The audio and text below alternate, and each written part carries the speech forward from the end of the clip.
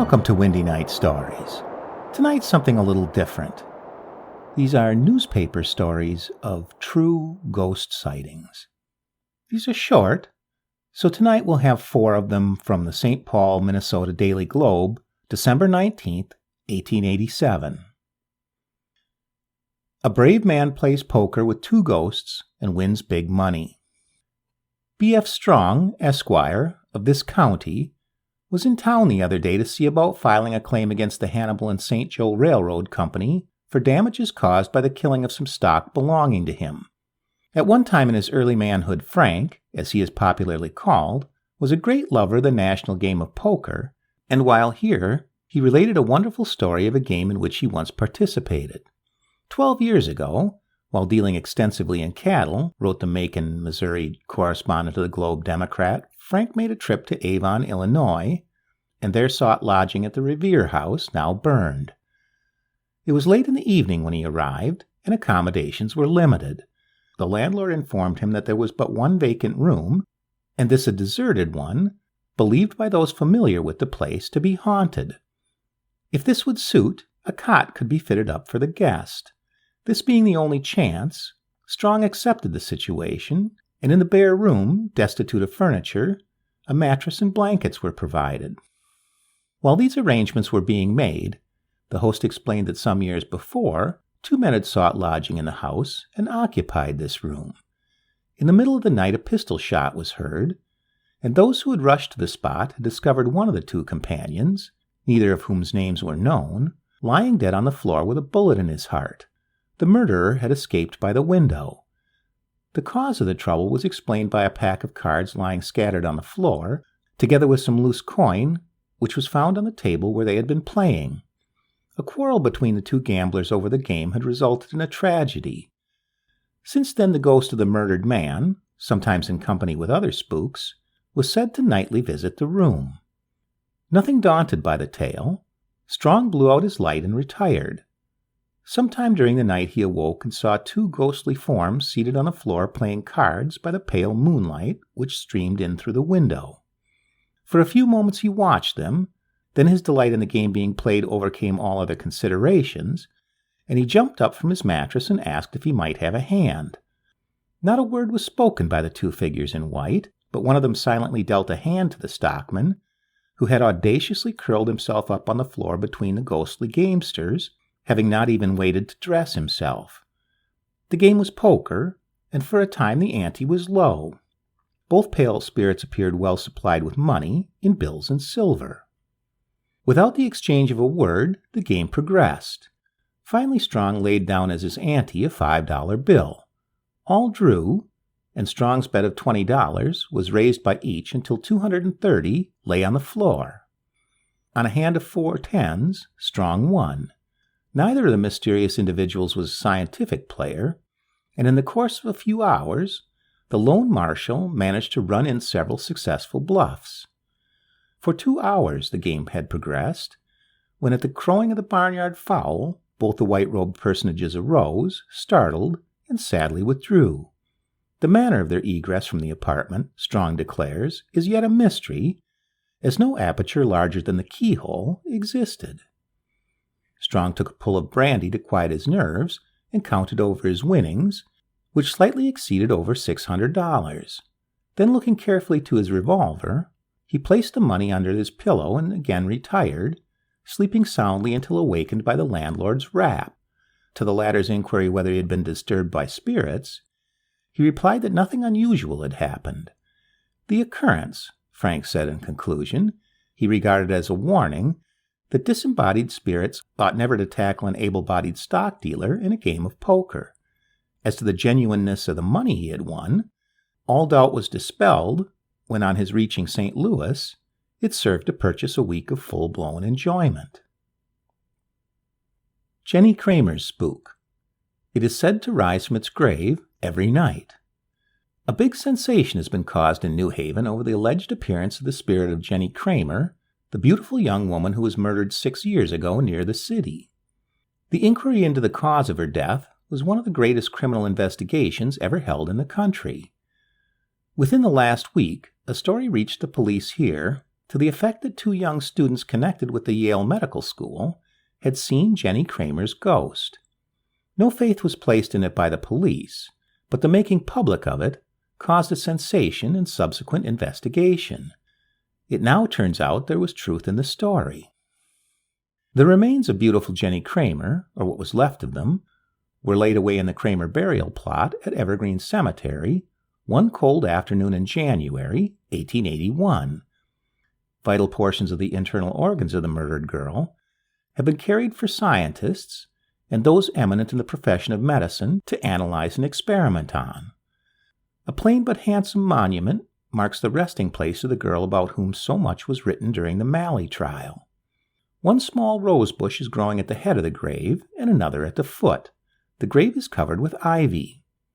The superintendent of the cemetery, an aged and truthful man, now vouches for the story of the students, and he also states that he has known that the spirit of Jenny Kramer had come from its grave nightly for the past 5 years. He tells a wonderful story of the poor girl's visitation to Earth. I, says the New Haven correspondent of the St. Louis Globe-Democrat, called on the aged gravedigger today and learned the story of the alleged spirit's visits. I would consider it a sacrilege to speak anything but the truth in the matter, he said. I have superintended here for 1/4 of a century and have lived here many years. My only company is the dead, and I pay nightly visits to their homes. I was greatly interested in the great trial, and when the remains of the poor girl were buried here, I paid frequent visits to the grave and tenderly cared for it. It was at the change of the moon that I paid one of my usual visits. It was about 10 o'clock, and the sky was overcast with heavy clouds. I was about to leave the grave when there arose out of the ground, as it were, the most beautiful woman I ever saw. I had never seen the face of the murdered girl, but had heard of her great personal charms. The figure was dressed in robes of purest white, and her long golden hair hung loose. She spoke not a word, but held her hands before her eyes, which had the most mournful look I ever beheld. She disappeared in an instant. She appears nightly at the same hour and same place. Some people may not believe in spirits, but I could dispel their doubts if they should consent to pass a few nights in this graveyard with me. The medical students who claim to have seen the Kramer girl's spirit I know nothing about. They were probably paying a nocturnal visit here when they encountered the spirit. But why didn't you make public what you had seen? What good would it have done? Some people would have called me a deluded old fool, and others would say I imbibed too freely, perhaps. How many times have you seen the spirit? At least 100. I used to take a sort of delight in visiting the spot, but the wonderful appealing look in those eyes stuck into my heart so that I could not look at her without shedding tears. Such dazzling, beautiful eyes I never before looked upon. They seemed to say, "Punish my murderers." The story of the old gravedigger is vouched for by many, and others now claim to have seen the beautifully robed girl who was laid to her grave in 1881.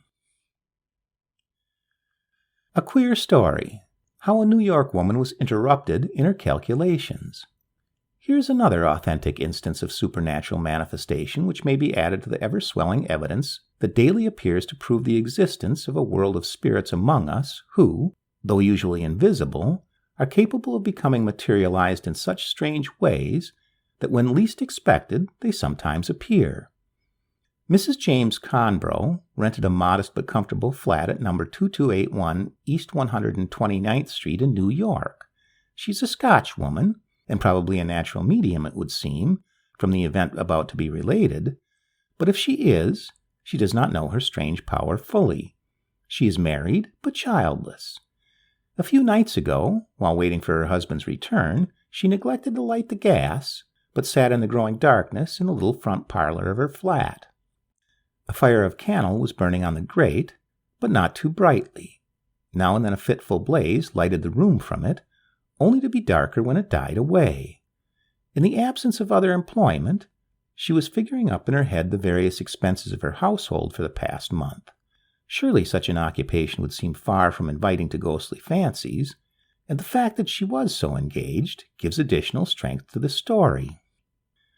As she repeated aloud, rent, $25, gas, say, $10, "That's very high," interrupted a voice just beside her, a voice that seemed unnatural in some peculiar way, but whether in tone or pitch or what, Mrs. Conbrough could not say. "I never paid as much, and I used it to ventilate the room." "To what?" said Mrs. C., who had turned around to face the speaker, whom she supposed to be a visiting neighbor who had entered unannounced or without knocking, as she said to the correspondent when telling about the occurrence.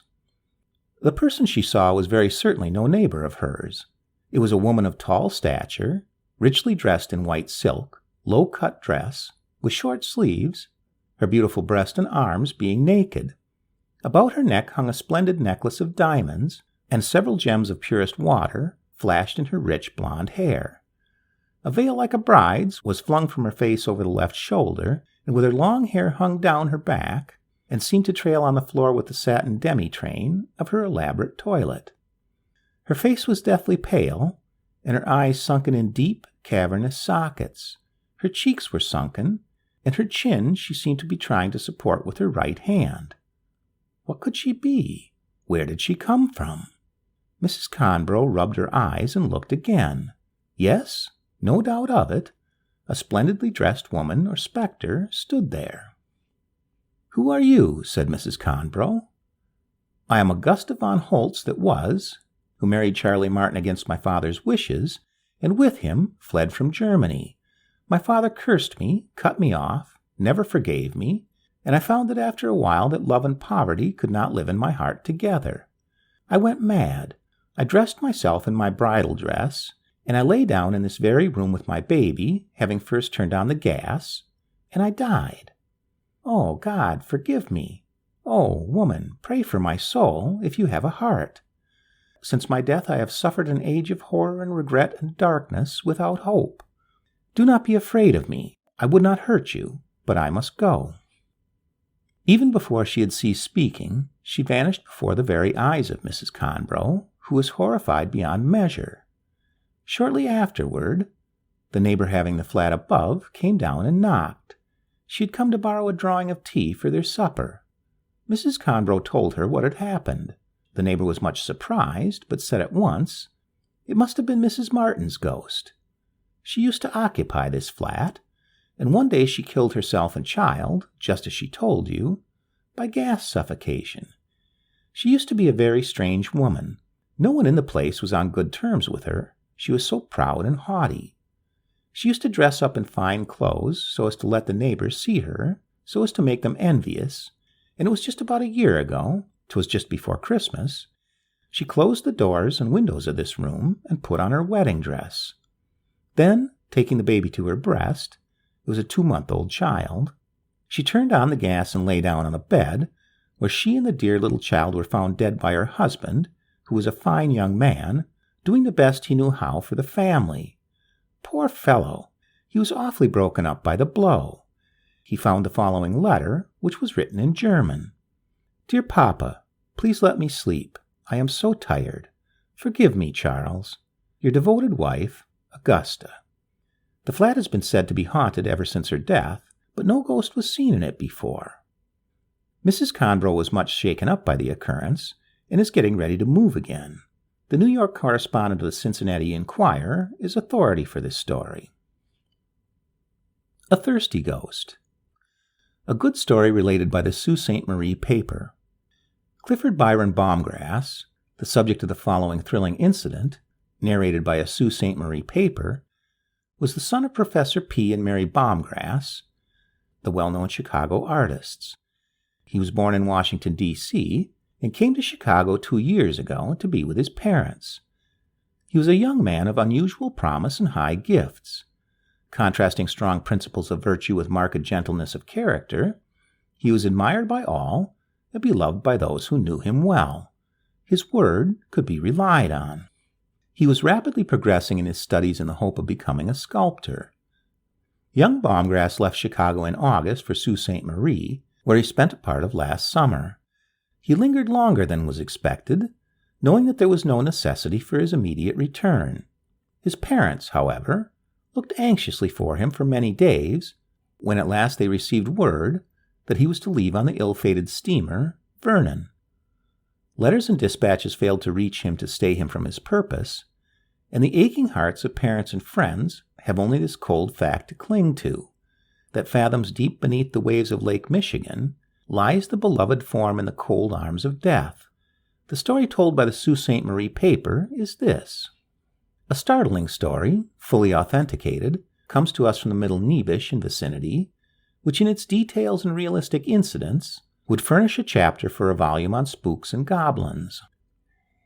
As the story is told, so it is given, but while we can vouch for the reliability of the report, each reader is left to draw his own conclusions as to the cause. A young sculptor from Chicago, Clifford Byron Baumgrass by name, has been spending the summer in the vicinity of the sailors' encampment, making his home with a family on St. Joseph's Island. He spends his time in hunting and fishing, trying to regain his lost health and strength. About 10 days ago, he was hunting on the Middle Nebish, near the old Cadotte homestead, whereon is the old, dilapidated, long-since deserted log house in which old Jean Baptist Cadotte died several years ago.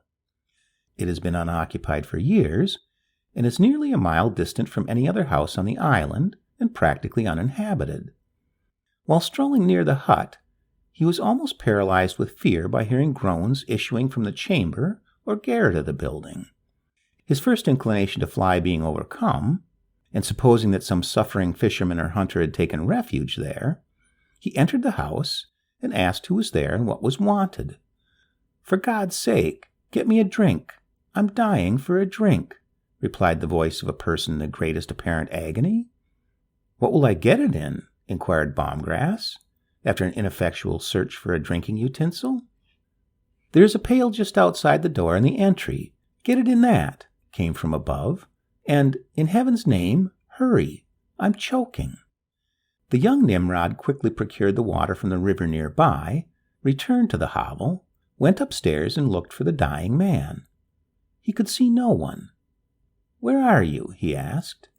"Right here in the next room," was the word.